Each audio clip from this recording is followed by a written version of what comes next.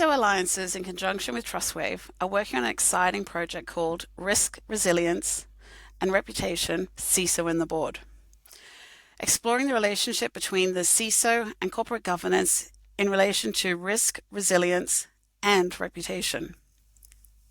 Joining us today as we explore this topic is Veroniki Stamati, Security Director at Flutter International, and James Smith from CISO Alliances, UK and Ireland. Veroniki, it's lovely to meet you, and I'm looking forward to chatting with you today. So to kick things off, it would be great if you can just introduce yourself quickly to the audience. Yeah, thank you, Jodie, for having me, and James for setting this up. It's been a great pleasure to be on your project today and sharing some of my experiences. As you mentioned, my name is Veroniki Stamati. I work for Flutter International, which is a big global organization in the online gaming area and industry. We look after global brands like PokerStars, Jarabet, Jungly Games, and others for people who want to enjoy online gaming and play with us. In the past, I used to be in the technology sector. I've done work in the telecom sector and retail, and always I've been driving either security transformation programs or assurance and privacy programs. Currently, I look after security engineering within Flutter International, a big team of 30 people, and our job is to make sure that all of our players, our platforms, and everything we build for the organization is built with security in mind and by design. And we have to provide assurance to our CXOs and the board about how we go about it. And it's something that I have been doing in all my previous roles in terms of advising and ensuring the board or the CXO communities that we are doing a good job protecting the organizations I used to work in. Speaking with many security professionals, it's a demanding role. So a question to start things off for the discussion. What are the challenges CISOs face when communicating the value of the cyber security investment? And that would be looking at the existing and also new infrastructure. Yeah, this is a big challenge that we all face when we have to go and, you go into a business, and that is based on my own personal experience across different industries and roles, not necessarily associated with a particular employer or a previous employer of mine, but generally speaking, you go in and you want to look at what you've got in place, right? When you got the role and you find various gaps, you start from your gap analysis. How do my controls look like? Where do I have my comfort in terms of monitoring coverage, and where do I not? What do I need from there? And then this is coming to the point of you have to put your plan together and go to your board and say, these are all my gaps. Could be resourcing gaps, could be process gaps, could be technology gaps, because it's not always about infrastructure, platforms, and technology, which we tend to focus quite a lot sometimes. And all of these have an association to either money or time. And eventually for the board, all of this translates to cost.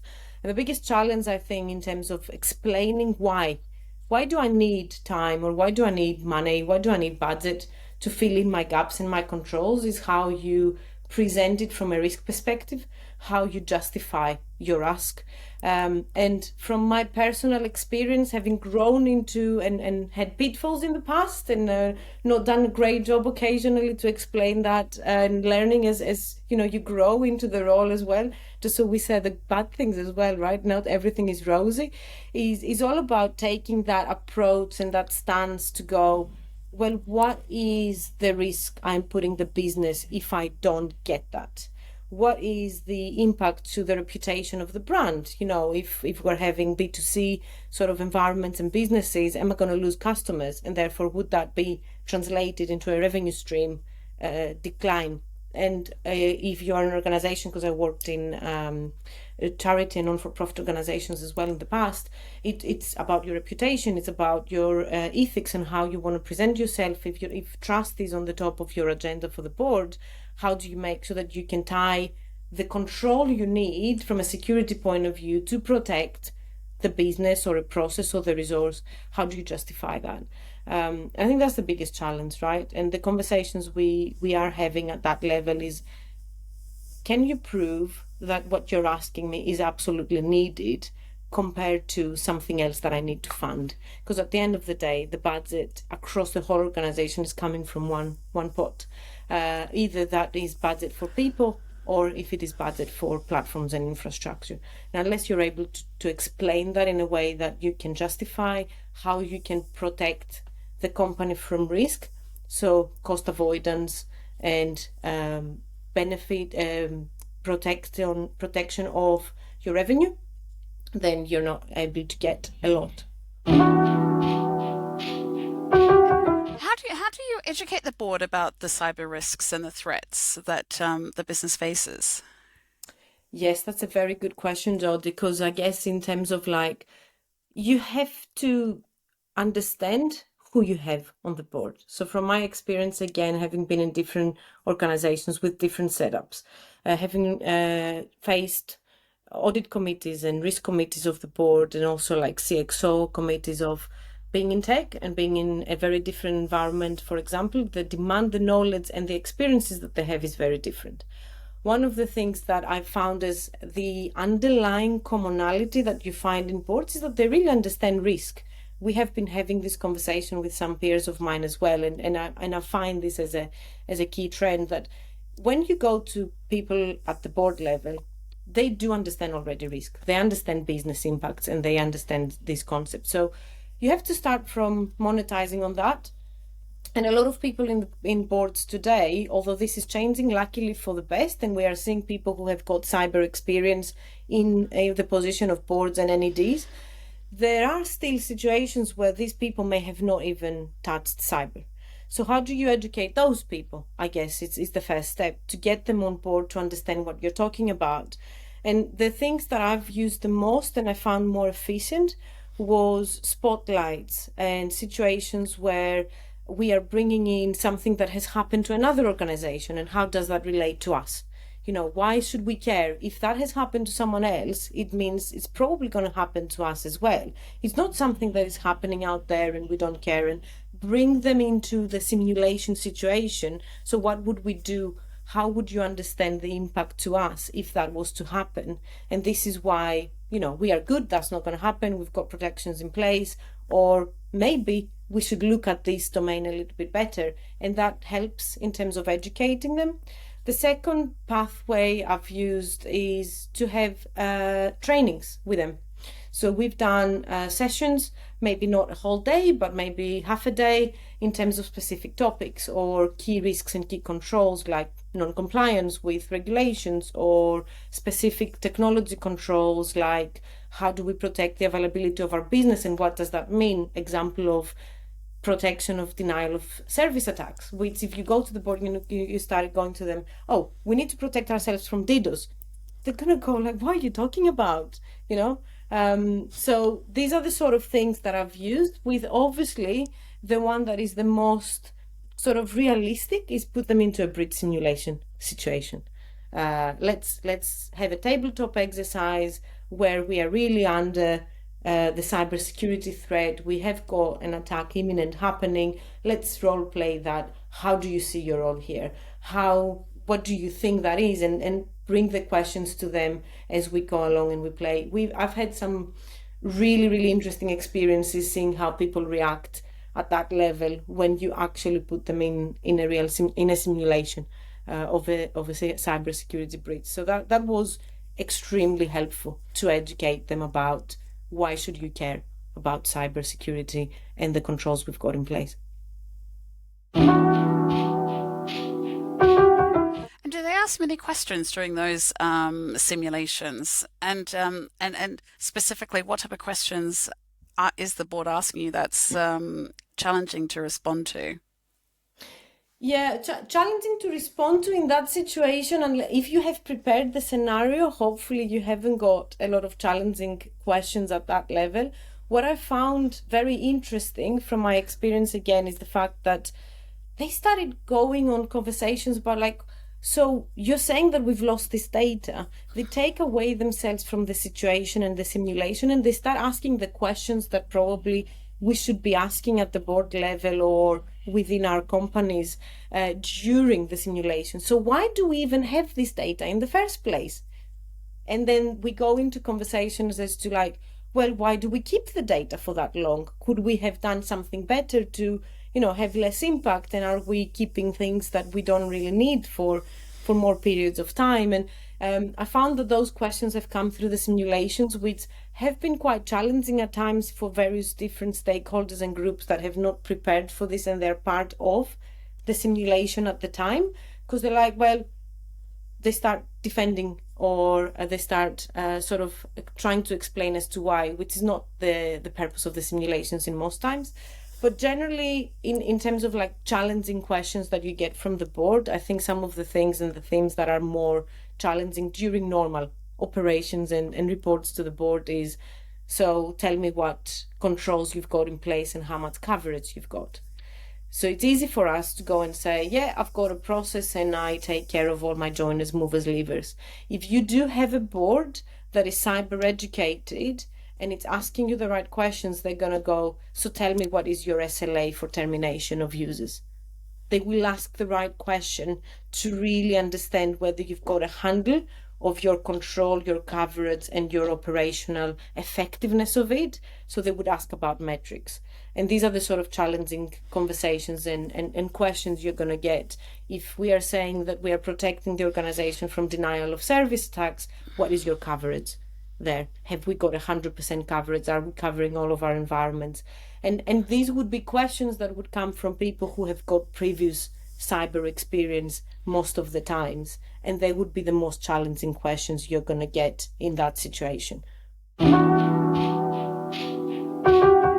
of what questions should the board be asking but are currently not?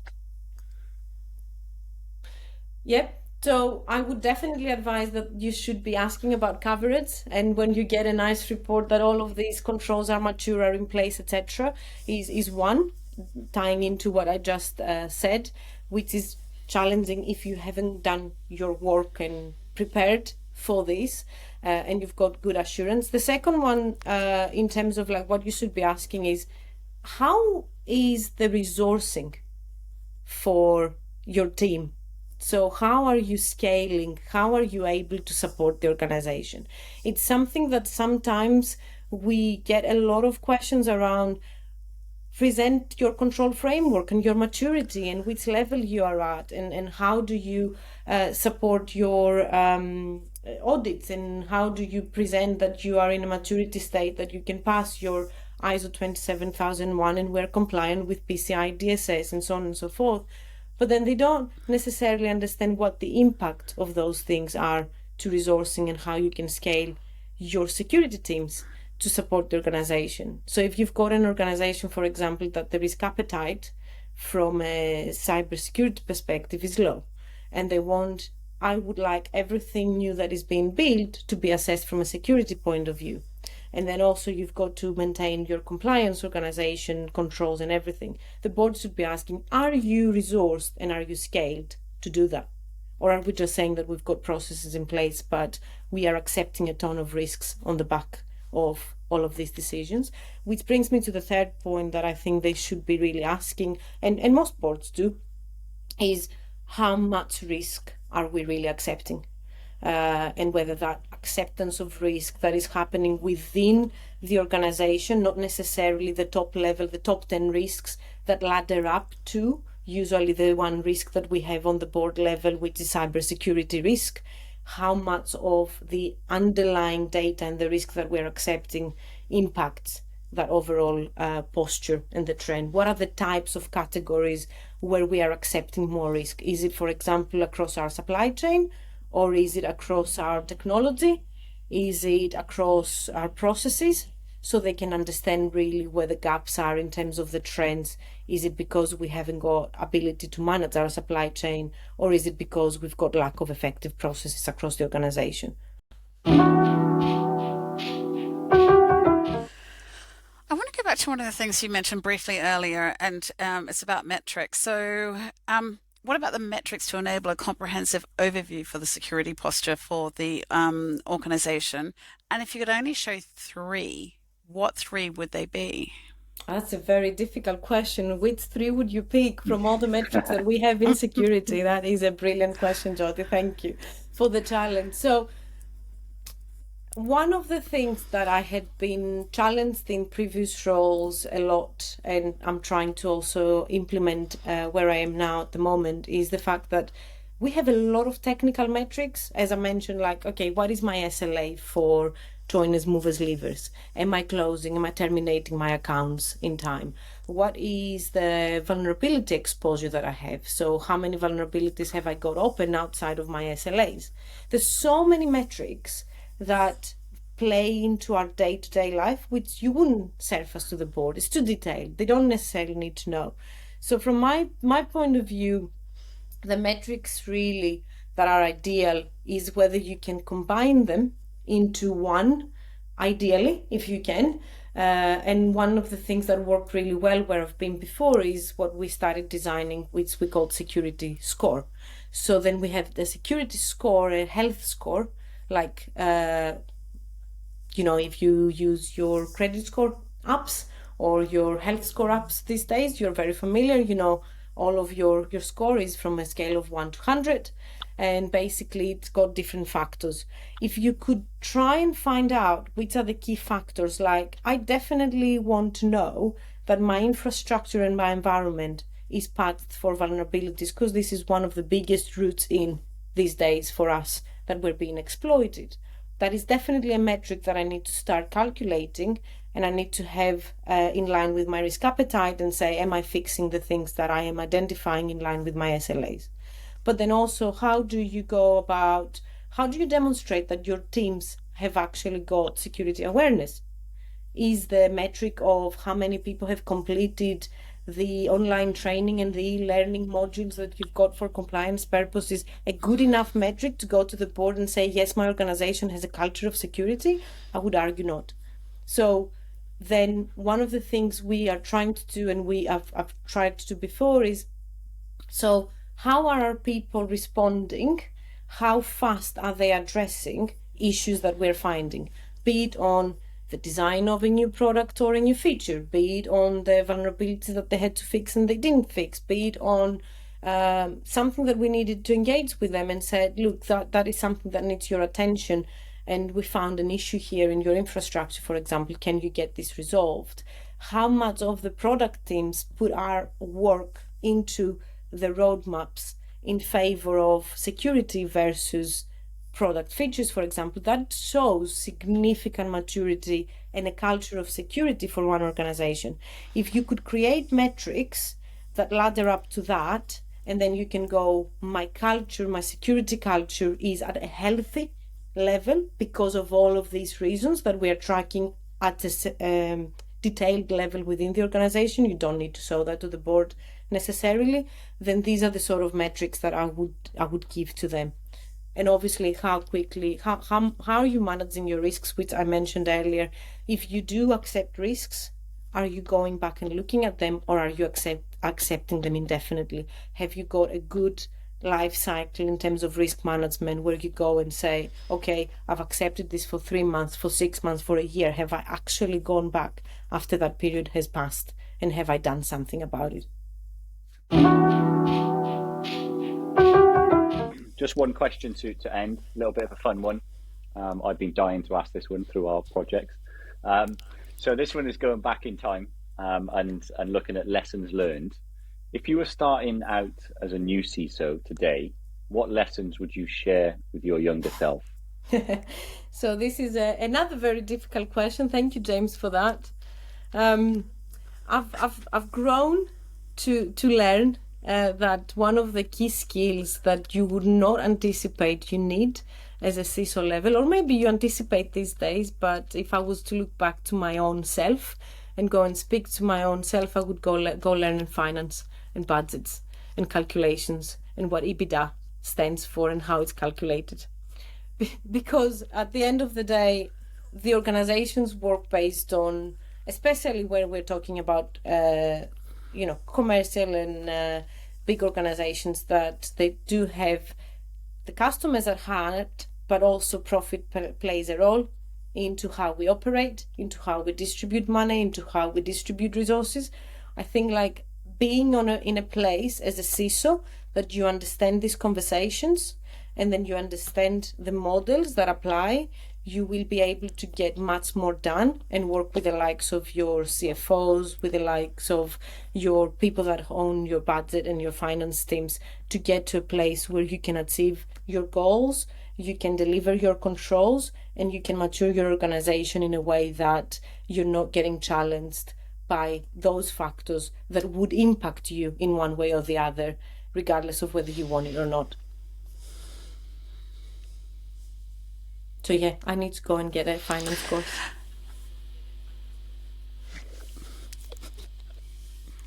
Brilliant. Thank you, Veroniki. So, Veroniki and James, thank you. It's been wonderful hearing from you on this challenging topic about risk, resilience, and reputation. And I have to admit, I am definitely learning a lot during this. So, thank you. Thank you so much for having us, Thank you Jodie both. and James.